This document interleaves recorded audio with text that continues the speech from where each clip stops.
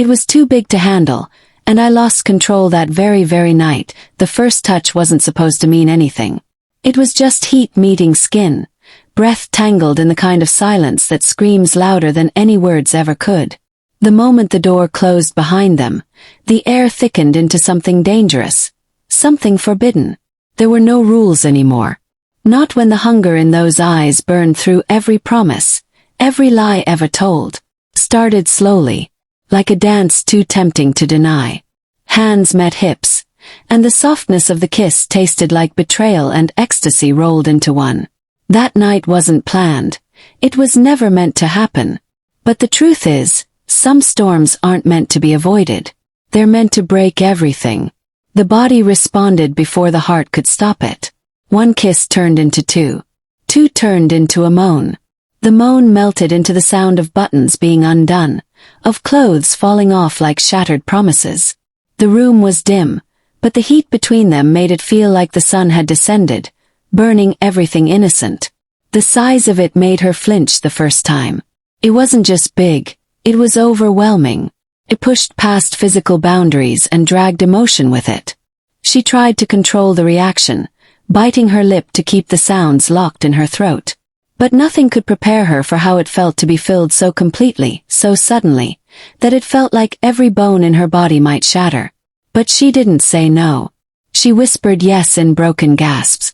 Her nails clawed at his back, her eyes rolled back, and her body trembled like it was caught in a storm it could no longer escape.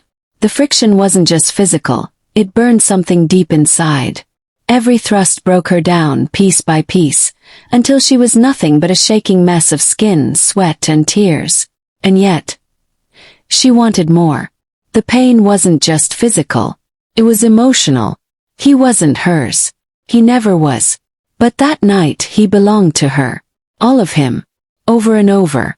On the bed against the wall, on the cold floor where she cried and moaned at the same time, begging for what hurt and healed her in equal measure. She lost control completely.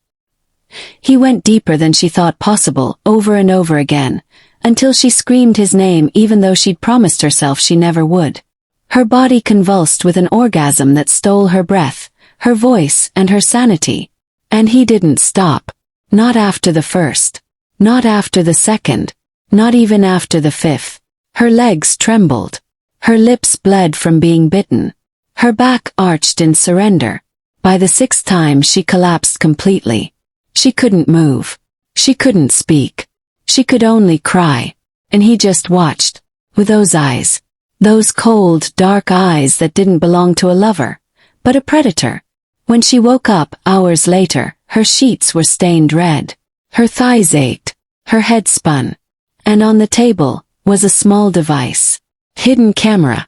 Still recording. Her heart stopped. Everything she had given, everything she had said, every touch, every sob, every confession in the heat of climax, it had all been recorded. Without her knowing. Without her consent. The betrayal cut deeper than anything else. She staggered to the bathroom, each step screaming pain. Inside the mirror, she didn't recognize the woman staring back. Her body marked, her soul cracked. Her eyes were hollow. Makeup smeared by tears she didn't remember crying. That day something inside her died. She tried to confront him. But he was gone. Left nothing but the camera and the bruises as proof. No note. No goodbye. Just silence. And the ghost of his touch haunting her body like a curse. Days passed. Then weeks. And with each passing hour, the reality hit harder. He had used her.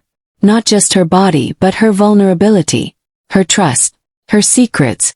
She remembered every moment now in painful detail. The way he asked questions in the middle of sex, fishing for stories, secrets, names. Things she thought she told in confidence, in intimacy. But now she realized it had all been a trap. The footage wasn't for memories. It was for leverage. She had been baited, tricked, filmed. And worse. He had shown someone. She didn't know who. But whispers started. Eyes lingered. People looked at her differently.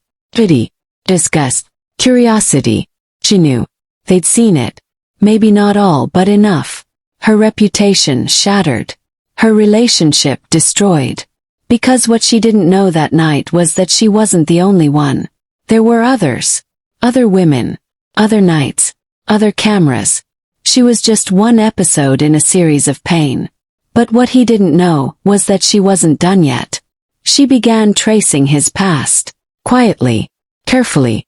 The places he visited. The women he'd been with. The lies he told. There were receipts, messages, late-night calls. And then she found something. File.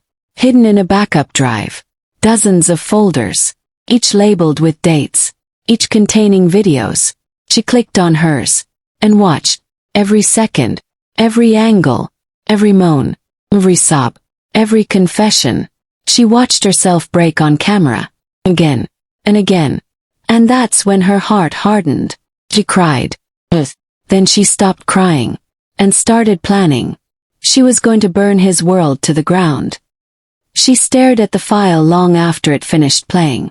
The image of herself lying motionless after the final thrust, unconscious and bleeding, haunted her like a ghost. It wasn't just what he did to her body, it was what he did to her soul. The camera hadn't captured love. It had captured a massacre. Something inside her snapped. No more tears. No more begging. No more heartbreak. That was the night she buried the girl who had trusted him. In her place rose someone else. Colder. Sharper. Dangerous. She wiped her eyes, turned off the laptop, and opened a new file. One that would change everything. The trap she was going to set would be so perfect, so emotionally calculated. He wouldn't even see it coming. She started by pretending to break. Fake messages. Long texts filled with pain. Drunken voice notes sobbing his name. Desperate calls unanswered. She acted like she was falling apart just enough to pull him back in. And it worked. He responded exactly as she expected. He fed on weakness. "Come over," he finally wrote.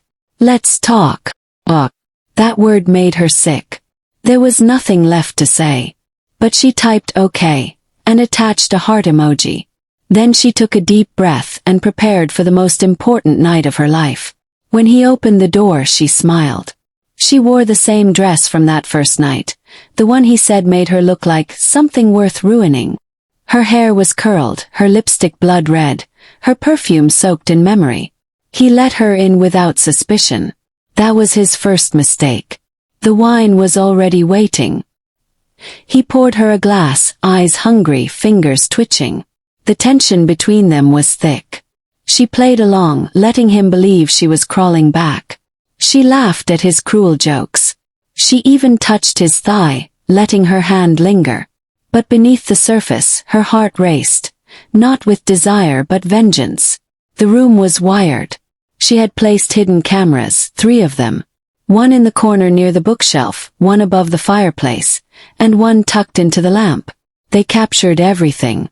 Every touch, every look, every lie. He pulled her close, whispering filth into her ear. She kissed him. Low. Then unzipped his jeans. She led him to the couch, straddled him, kissed his neck, and pressed her body against him like she had done countless times before. But this time it wasn't about pleasure. It was about power. He moaned her name, digging his fingers into her hips as she moved on top of him, grinding harder, deeper, until he lost control. He didn't notice the flashing light in the corner. He didn't hear the click of the backup drive saving every second. He was too focused on what he thought he was taking. After he finished, he lay back, breathing hard, saying she was even better broken. She smiled. That was his second mistake. She stood up, walked to the table, and pulled out the hidden drive.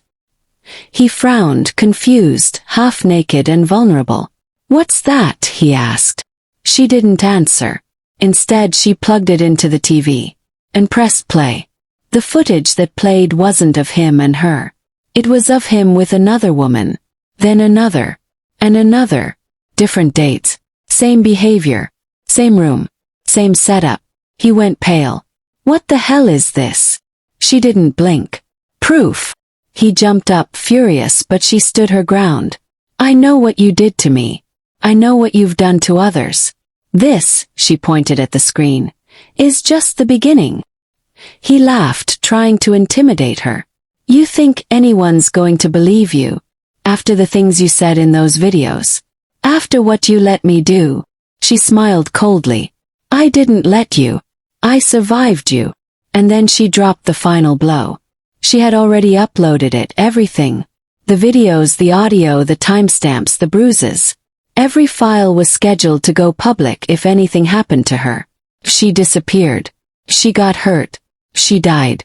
He froze. The predator realized he had become prey. You won't get away with this, he hissed. She stepped closer, whispering into his ear. I already have. Then she left. The door closed behind her with a quiet finality.